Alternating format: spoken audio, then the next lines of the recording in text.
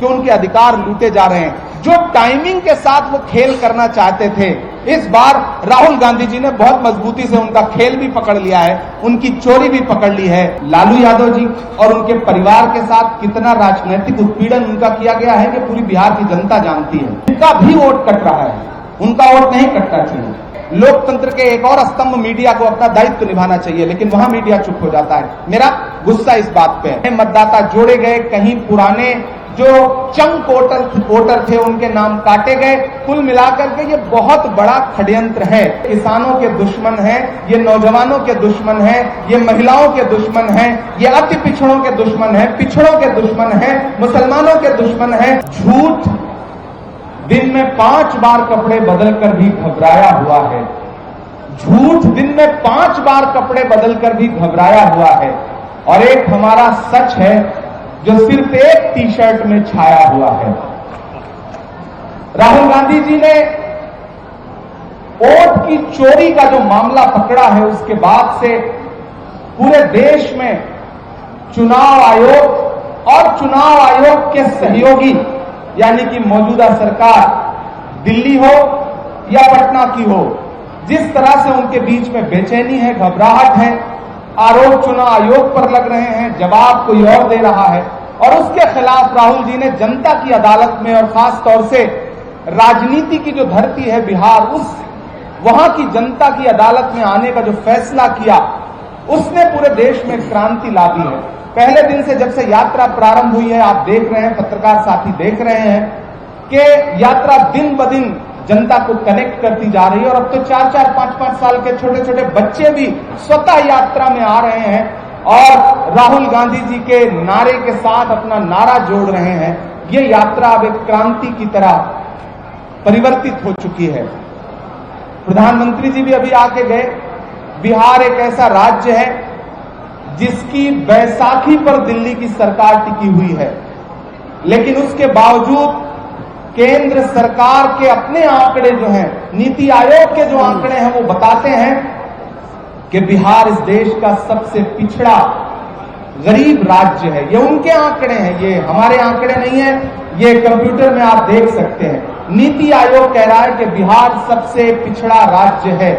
और उसमें चौंकाने वाली बात यह है, चूंकि मैं सीमांचल में बैठा हूं, इसलिए मैं इन तथ्यों को आपके सामने रखना चाहता हूं कि नीति आयोग जहां यह कह रहा है कि बिहार देश का सबसे पिछड़ा राज्य है, वहीं नीति आयोग ये कह रहा है कि पूरे बिहार में सीमांचल सबसे पिछड़ा जोन है। सीमांचल के जो जिले हैं, चाहे वो अररिया हो, चाहे पूर्णिया हो, चाहे कटिहार हो, चाहे किशनगंज हो, ये सबसे पिछड़े जिले हैं।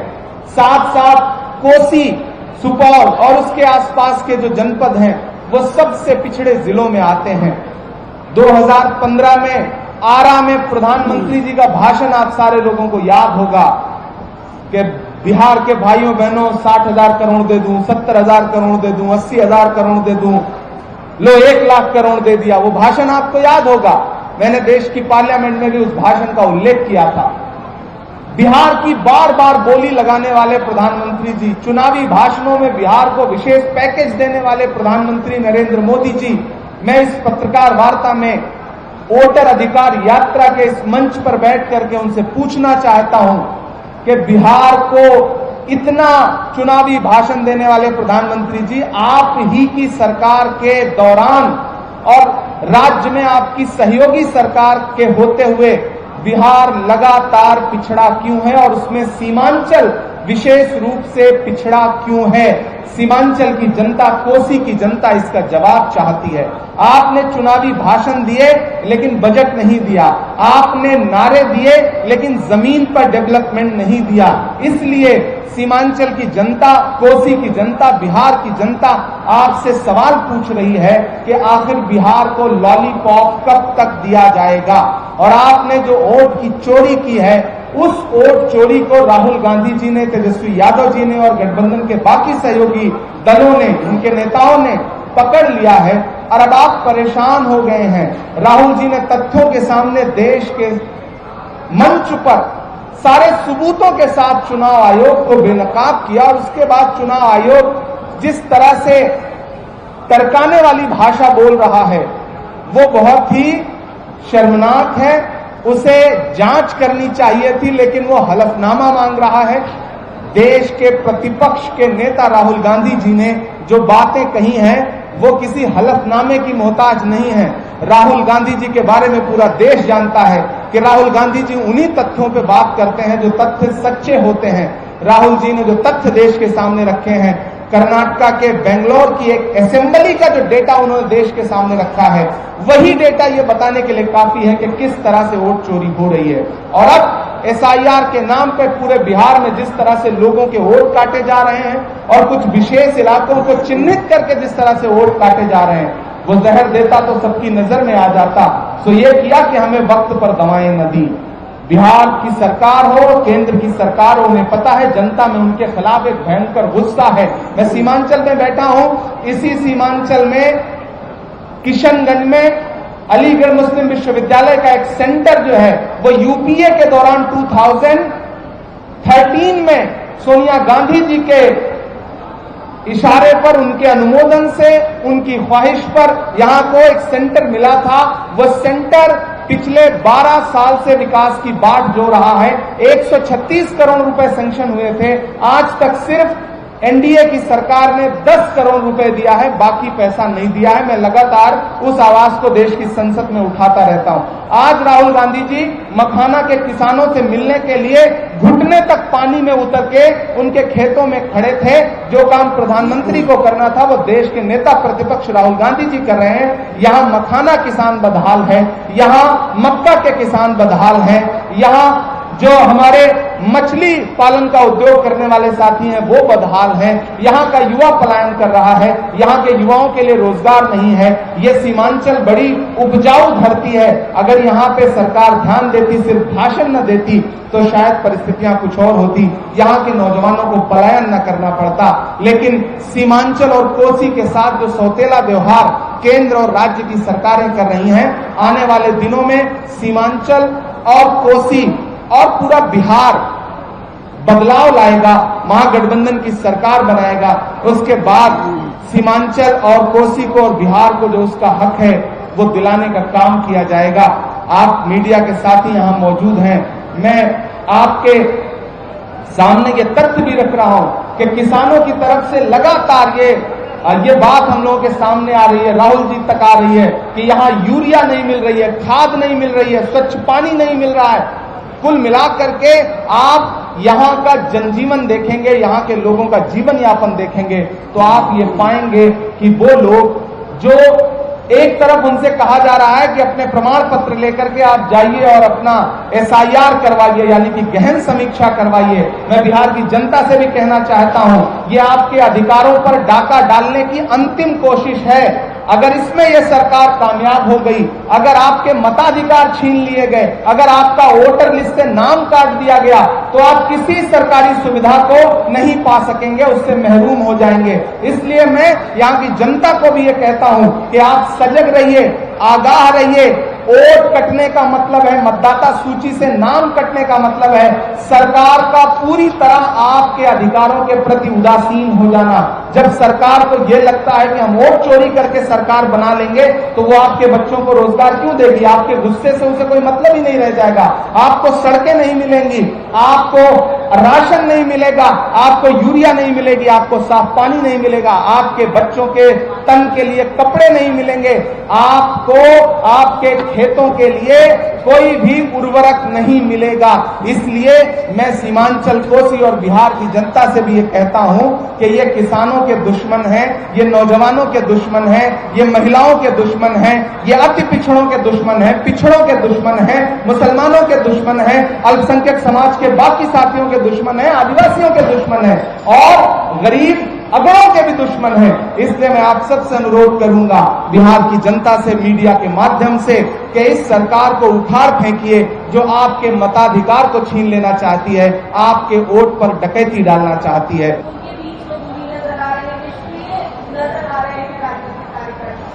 सबसे पहली बात तो ये कि आप राजनीतिक दलों का उल्लेख करने वाला सवाल पूछ रही हैं। आप ये क्यों नहीं बता रही हैं कि माननीय उच्चतम न्यायालय ने चुनाव आयोग को क्या क्या फटकार लगाई है? आप उसका उल्लेख कर रही हैं चुनाव आयोग को लगभग डांटते हुए माननीय उच्चतम न्यायालय ने कहा कि आपने जितने नाम काटे हैं 65 लाख के आसपास, सारे के सारे नाम आपको डिस्प्ले करने पड़ेंगे। ये मैं साहित्यिक व्यक्ति हूं, वो भाषा इस्तेमाल नहीं करना चाहता, लेकिन सच बात यह है कि यह तमाचा था, न्याय का तमाचा था जो बिहार की जनता के साथ करना चाहता था चुनाव आयोग। उसके बाद लोगों को संबल मिला है। माननीय उच्चतम न्यायालय ने फैसला दे दिया कि आपको आधार मान्य करना पड़ेगा।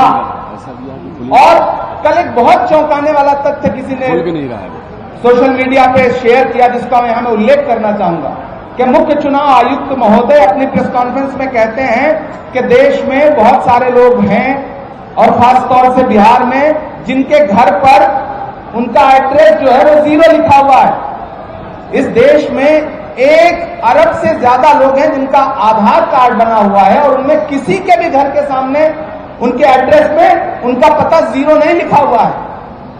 तो माननीय उच्चतम न्यायालय ने जो डायरेक्शंस दिए हैं, जो बातें कही हैं, जो ऑर्डर पास किया है, मुझे लगता है आप उसको फिर से एक बार पढ़ना चाहिए। उन्होंने फटकार राजनीतिक दलों को नहीं लगाया है, उन्होंने फटकार चुनाव आयोग के उस मंसूबे को लगाया है जिसके तहत सबसे पहले बिहार में यहां की जनता से वोटिंग का अधिकार छीनना चाहते थे चुनाव आयोग और सरकार दोनों मिल करके। अगर वोटिंग अधिकार छिन गया तो बिहार की जनता को समझना पड़ेगा, अगर आपका मतदाता पहचान पत्र गया तो आपके हाथ से राशन गया, आपकी नौकरी गई, आपको अदृश्य मान लेगी सरकार, आपके वजूद को नकार देगी सरकार। इसलिए ये आपके वजूद को बचाने की लड़ाई है। जी, अगला प्रश्न। इमरान जी, चुनाव आयोग ने प्रेस कॉन्फ्रेंस किया और राहुल गांधी को 7 दिनों के अंदर माफी मांगने को कहा है और सर्टिफिकेट भी मांग रहे हैं स्पेशल इंटेंसिव रिवीजन को लेकर।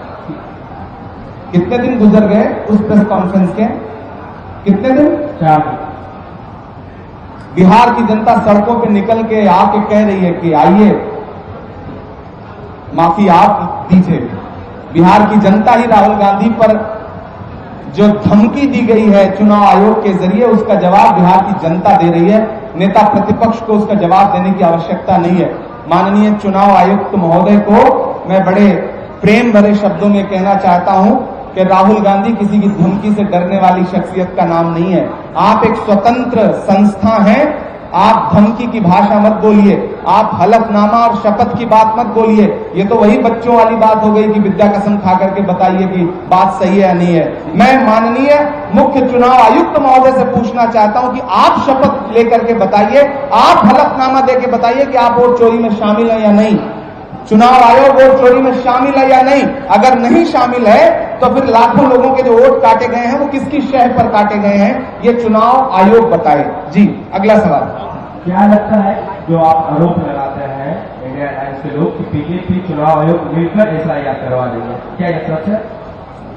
मुझे लगता है कि मीडिया के साथियों को खोजी पत्रकारिता का जो भाव है उसे जगाना चाहिए। आप खुद पाएंगे कि बिना सरकार की मिली भगत के इतने बड़े पैमाने पे चुनाव आयोग मतदाताओं के नाम कैसे काट सकता है। जो लोग जमीन पे मौजूद हैं, जो लोग अपने घरों में बैठे हैं और जो लोग कहीं हैं ही नहीं, उनके नाम जोड़ दिए गए हैं। 80 फीट के मकान में 80 लोग कैसे रह सकते हैं, ये सवाल आपको चुनाव आयोग से पूछना चाहिए। और उस दिन मुझे लग रहा है प्रेस कॉन्फ्रेंस में कई स्वतंत्र पत्रकारों ने ये सवाल पूछे थे, आज भी वो सारे सवाल अनुत्तरित हैं। मैं अब भी चुनाव आयोग का इंतजार कर रहा हूं कि वो जवाब देगी। जी, आपका सवाल। इमरान जी, महाराष्ट्र कर्नाटक जैसा उड़ीसा में भी 42 लाख का वोट इधर उधर हुआ है और वहाँ रीजनल पार्टी जो बीजेपी दल का दल था वो चुनाव हार गया। तो अभी जो वाइस प्रेसिडेंट का इलेक्शन हो रहा है, तो आप क्या कहेंगे जो जितने सारे रीजनल पार्टी है और जो वोट चोरी के कारण से जो चुनाव हार गए, उसको आप क्या सुझाव देना चाहते हैं? सबसे पहली बात तो आपका धन्यवाद कि आप भी ये स्वीकार कर रहे हैं कि कई राज्यों में वोट चोरी की वजह से क्षेत्रीय दल हारे या फिर कांग्रेस पार्टी हारी। इसके लिए आपका आभार कि मीडिया के साथी ये बात स्वीकार कर रहे हैं। सच्चाई ये है कि कई तरह से कई छल प्रपंच करके कई राज्यों की सरकारें चोरी की गई। महाराष्ट्र की सरकार लोकसभा चुनाव और विधानसभा चुनाव के बीच में जो मतदाताओं का अंतर है वो अपने आप में चौंकाने वाला है, डराने वाला है कि कितने बड़े पैमाने पे नए मतदाता जोड़े गए। कहीं नए मतदाता जोड़े गए, कहीं पुराने जो चंक वोटर थे उनके नाम काटे गए। कुल मिलाकर के ये बहुत बड़ा षड्यंत्र है। और अब एक नया बिल लेकर के सरकार आई है कि जो थोड़ा बहुत साहस दिखाने वाले राज्य के मुख्यमंत्री बचे हों उनको बिल ला करके डरा दिया जाए। लेकिन इस सरकार को यह समझना चाहिए कि दिया बुझने से पहले बहुत ज्यादा फड़फड़ाता है। आपका डर, आपका औरा, नरेंद्र मोदी जी का बिहारी भाषा में कहूं तो भौकाल, सब कुछ राहुल गांधी जी ने इस यात्रा में एक झटके में समाप्त कर दिया है। आज बिहार के किसी कोने में चले जाइए, आप नाम ले लीजिए, सामने से 5 साल का बच्चा वोट चोर, वोट चोर, वोट चोर का नारा लगाता हुआ मिल जाएगा। इमरान भाई आप जिस मकान संख्या 0 की बात कर रहे हैं, चुनाव आयुक्त राजेश कुमार ज्ञानेश कुमार कहते हैं कि जिनके पास घर नहीं होता, जिनके सर पे छत नहीं होता, उनका मकान संख्या 0 होता है। राहुल गांधी, तेजस्वी यादव देश को गुमराह है। चुनाव आयुक्त महोदय से पहला सवाल यह पूछिए कि 80 फीट के मकान में 80 मतदाता कैसे हो सकते हैं? कैसे हो सकते हैं? 8 फीट के मकान में 8 फीट के मकान में 80 मतदाता कैसे हो सकते हैं? एक ही मकान नंबर पर 200, 250, 300 मतदाता कैसे रजिस्टर्ड हो सकते हैं? माननीय चुनाव आयुक्त महोदय को मीडिया के माध्यम से मैं कहता हूं कि राजनीतिक भाषा बोलना बंद करिए। हम मुख्य चुनाव आयुक्त महोदय का वर्जन जानना चाहते हैं, भाजपा के प्रवक्ता का नहीं। सर, क्या लगता है मोदी सरकार अल्पसंख्यकों को टारगेट करती है? कभी एसआईआर, कभी एनआरसी, कभी सीए? भाजपा की पूरी राजनीति नफरत की बुनियाद पर टिकी हुई है और नफरत खत्म होगी। मुझसे कभी मीडिया के एक साथी ने पूछा था कि राहुल गांधी 4000 किलोमीटर की भारत जोड़ो यात्रा लेके निकले हैं, वो भी पैदल। तो मैंने कहा हां निकले हैं, लंबा टास्क है, लंबी चुनौती है, क्योंकि राहुल गांधी जी जानते हैं जब तक इस देश में नफरत खत्म नहीं होगी तब तक भाजपा खत्म नहीं होगी। तो राहुल जी ने जो मोहब्बत की दुकान खोलने का बीड़ा उठाया है वो इसीलिए उठाया है कि भाजपा की पूरी दुकान नफरत की है। अगर उस नफरत की दुकान का शटर बंद हो जाए और मोहब्बत की दुकान का शटर खुल जाए तो नरेंद्र मोदी जी पुनः वापस गुजरात लौट जाएंगे।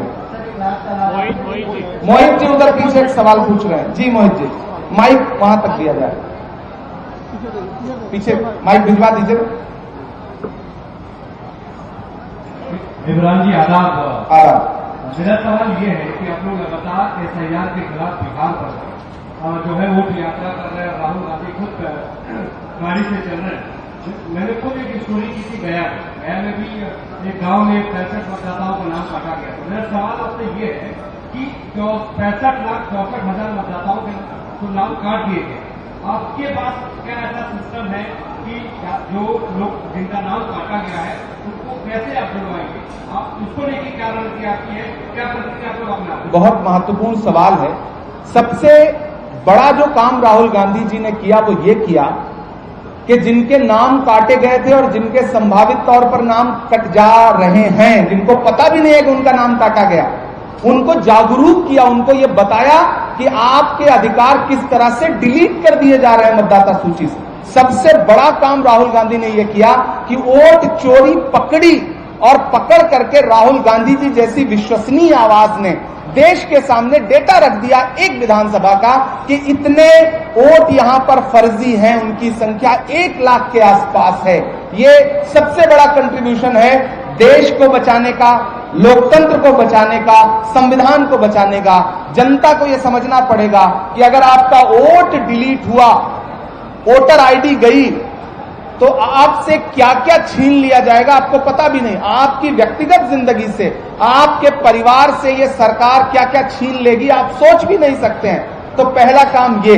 दूसरा, आप कह रहे हैं कि हम उन वोटों को जुड़वाने के लिए क्या कर रहे हैं। हमारे सहयोगी दल हो, राजद हो, कांग्रेस पार्टी हो, लेफ्ट हो, बाकी जो सहयोगी दल हैं, और खासतौर से मैं, चूंकि मैं बिहार की स्क्रीनिंग कमेटी का सदस्य भी हूं, हम स्क्रीनिंग में बाकायदा जो भी हमारे आवेदक हैं उनको ये बाकायदा इंस्ट्रक्शन भी दे रहे हैं कि अपनी मतदाता सूची चेक करिए, कितने फर्जी वोट जोड़े गए हैं और कितने सही वोट काटे गए हैं, उनका डेटा कलेक्ट करिए, जनता के बीच में जाइए। एक भी मतदाता का असली वोट न हम कटने देंगे और एक भी फर्जी वोट जो भाजपा के इशारे पे चुनाव आयोग जोड़ने की कोशिश कर रहा है न हम उसको जुड़ने देंगे। उसके लिए बाकायदा हम रोड मैप तैयार कर रहे हैं। राहुल गांधी जी पूरे बिहार में, बिहार के जरिए पूरे देश में अलग जगा रहे हैं, लोगों को जागरूक कर रहे हैं और लोग कनेक्ट हो रहे हैं। लोग बाकायदा खुद अपना पैसा खर्च करके अपने साधन से राहुल गांधी जी, तेजस्वी यादव जी की इस वोटर अधिकार यात्रा में व्यापक पैमाने पर आ रहे हैं, जुड़ रहे हैं। मुझे लगता है ये लड़ाई बहुत बड़ी है और इस बड़ी लड़ाई में मीडिया को भी हमारा साथ देना चाहिए। अंतिम सवाल हो गया? आई थिंक हो जी। अच्छा, आखिरी सवाल। बिहार के अंदर एसआईआर की टाइमिंग को लेकर के सवाल हो रहे थे। एसआईआर प्रकाशित नहीं किया गया, लेकिन अब वोटर अधिकार यात्रा बिहार के अंदर निकाली जा रही है महागठबंधन। आगे आप लोगों की रणनीति क्या होगी? देखिए, टाइमिंग को शुरू में तो चुनाव आयोग नकारता रहा कि ऐसा कुछ है ही नहीं। फिर जब चोरी पकड़ के तथ्यों के साथ देश के सामने रख दी गई, तो फिर एक बिहार में बड़ा प्रचलित शब्द है थेथरई पर उतर जाना। फिर थेथरई पर उतर गए।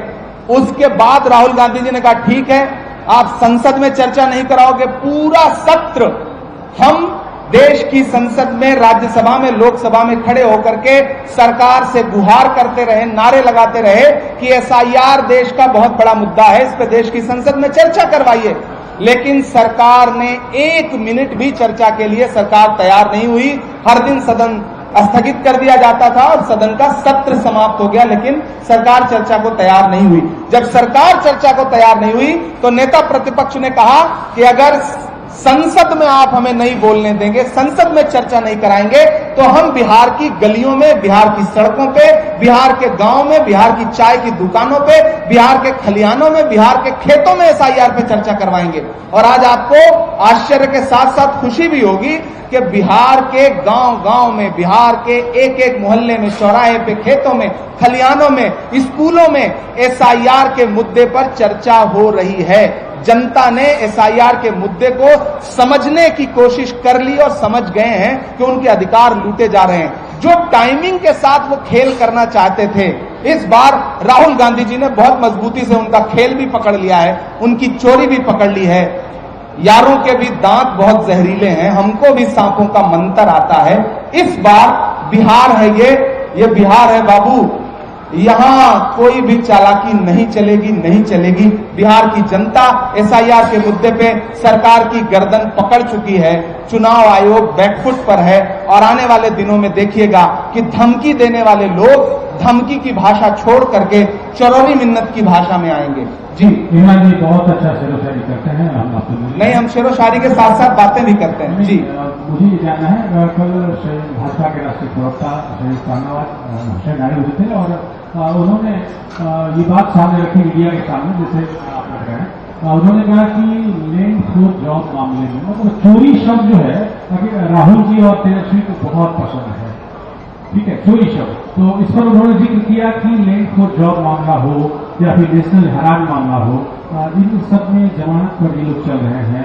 और जहां इनकी जीत हुई है, तेलंगाना हो जाए, हिमाचल हो जाए, वहां तो एसआईआर का मुद्दा या फिर वहां वोट चोरी नहीं हुई है, इस बात का जिक्र वो नहीं कर रहे हैं। तो ऐसा क्या मुझे लग रहा है वहां पर इलेक्शन कमीशन बहुत अच्छा है, वहां पर वोट चोरी नहीं हुई है, लेकिन और जगह जो है वोट चोरी का मामला इस बात की जिक्र उन्होंने किया है। मुझे लग रहा है आप सिर्फ शहनवाज हुसैन साहब को सुनते हैं, विपक्ष के नेताओं को नहीं सुनते हैं। तो थोड़ी पत्रकारिता भी करिए ब्रदर। मैं जवाब दे रहा हूं। अब आपने सवाल पूछ लिया, आप तर्क करिए, मैं जवाब दे रहा हूं। शहनवाज हुसैन ने ये बात आकर के आपके सामने कही, बिहार में लालू यादव जी और उनके परिवार के साथ कितना राजनीतिक उत्पीड़न उनका किया गया है कि पूरी बिहार की जनता जानती है। बीमार लालू यादव को किस तरह से बार बार साजिश के तहत जेल भेजा गया, ये बिहार की जनता जानती है। नेशनल हेराल्ड मामले में 55 घंटे की पूछताछ के बाद भी राहुल गांधी जी से आज तक ईडी क्या कर सकी, कभी आपने सवाल पूछा? ईडी का कन्विक्शन रेट 1% से भी कम है। उसके बावजूद एक नया बिल ला करके जिस तरह से क्षेत्रीय दलों को और विपक्ष के नेताओं को डराने की साजिश कर रही है, मीडिया के साथी उस पर बिल्कुल चुप्पी ओढ़ लेते हैं। तो ब्रदर, मेरा यह सवाल है कि आप प्रवक्ता की तरह सवाल मत पूछिए, पत्रकार की तरह सवाल पूछिए। जो शहनवाज हुसैन साहब कह रहे हैं वहीं पलट के आपको उनसे पूछना चाहिए था कि जिस पार्टी के राष्ट्रीय अध्यक्ष बंगारू लक्ष्मण कैश लेते हुए ऑन रिकॉर्ड कैमरे पे पकड़े गए हैं, उस पार्टी को नैतिक अधिकार बनता ही नहीं है ये बात कहने के लिए। पहली बात। दूसरी महत्वपूर्ण बात यह है कि आप मुद्दों से भागिए मत। भाजपा का क्या है? भाजपा से आप पूछेंगे कि रोजगार कहां है, तो आपको 300 ईसा पूर्व वो बताएंगे कि उस समय फला राजा की फला से लड़ाई हुई थी। आज हम सवाल पूछ रहे हैं कि मतदाताओं के वोट काटे गए। राहुल गांधी जी ने 1 लाख लोगों का डेटा आपके सामने रख दिया। इतने पे तो देश में मीडिया के साथियों को क्रांति कर देनी चाहिए थी। उनको कहना चाहिए था कि अगर एक भी व्यक्ति का वोटर लिस्ट से नाम कटता है तो यह अपराध है, और यह अपराध चुनाव आयोग की तरफ से हो रहा है। इस पे सवाल पूछिए। ये जो मुद्दों से ध्यान भटकाने की कोशिश है, वो मुद्दों से ध्यान भटकाने के समय आपको भाजपा के प्रवक्ताओं का भी जबान पकड़ के उनसे सवाल पूछना चाहिए। जी, धन्यवाद। धन्यवाद। घुसपैठी का मामला है, कहा जा रहा है कि घुसपैठियों को बाहर करना है इस एफआईआर के मुद्दे पर, आपका क्या कहना है? 65 लाख जिन लोगों के मामले में, ठीक है, आपका सवाल। आप वोट कट रहे हैं, सिर्फ जो है महागठबंधन का ही वोट कट रहा है, ऐसा क्यों नहीं मान रहे कि जो वोट कट रहा है वो बीजेपी एनडीए का भी वोट कट रहा है? जिनका भी वोट कट रहा है उनका वोट नहीं कटता चुनाव। आप विपक्ष के एक नेता हैं अखिलेश यादव जी, देश की लोकसभा में उनका एक बयान है, वो सुनिएगा कि अगर मैं उत्तर प्रदेश की सारी लोकसभा सीट जीत जाऊं तब भी कहूंगा कि ईवीएम पे हमें शक है। अगर मैं देश के सारे इलेक्शन जीत जाऊं तब भी कहूंगा कि ईवीएम पे हमें शक है। मैं ये कह रहा हूं कि अनुराग ठाकुर ने जब ये सवाल उठाया कि वोट काटे गए, इलेक्शन कमीशन ने उनसे नहीं कहा कि हलफनामा दीजिए, लेकिन नेता प्रतिपक्ष राहुल गांधी जी ने जब सवाल उठाया तो उनसे कहा गया कि आप हलफनामा दीजिए। यहीं आकर के लोकतंत्र के एक और स्तंभ मीडिया को अपना दायित्व निभाना चाहिए, लेकिन वहां मीडिया चुप हो जाता है। मेरा गुस्सा इस बात पे है, मैं गुस्सा नहीं हो रहा हूं, मैं अपनी बात रख रहा हूं। दूसरी महत्वपूर्ण बात यह है कि किसी का भी नाम काटा जाए, वो किसी का भी वोटर हो, वोटर किसी का अस्थायी नहीं होता। जो नरेंद्र मोदी जी का वोटर था, वो मुद्दों पर जब पलटता है तो एक झटके में बाहर भी कर देता है, और बाहर कर भी देगा। ये बिहार है, इस बिहार ने बड़े राजनीतिक उतार चढ़ाव देखे हैं। इसलिए मैं ये कहूंगा कि आप किसी का वोटर मत बताइए उनको, वो इस देश के सम्मानित नागरिक हैं और सम्मानित मतदाता हैं। अगर उनका वोट काटा जा रहा है तो वो कोई भी हो, उस सबके अधिकार की लड़ाई राहुल गांधी जी लड़ेंगे, महागठबंधन लड़ेगा। हम किसी का वोट नहीं कटने देंगे। धन्यवाद। धन्यवाद। नरेंद्र मोदी जी की नजर में इस देश का हर नागरिक घुसपैठिया है, सिर्फ वही अकेले जो है सम्मानित नागरिक हैं। ये बहुत अपमानजनक है, ये बिहार की जनता का अपमान है, ये इस देश के मतदाताओं का अपमान है। 11 साल से आपकी सरकार है, आपका बॉर्डर सिक्योरिटी फोर्सेस क्या कर रही हैं, गृह मंत्री क्या कर रहे हैं, बिहार में 20 साल से उनके क्या कर रहे हैं? आपका फेल्योर है ये। आप कहिए अपने नेताओं से ये बात। धन्यवाद। तभी पार के बारे में भी बोले वो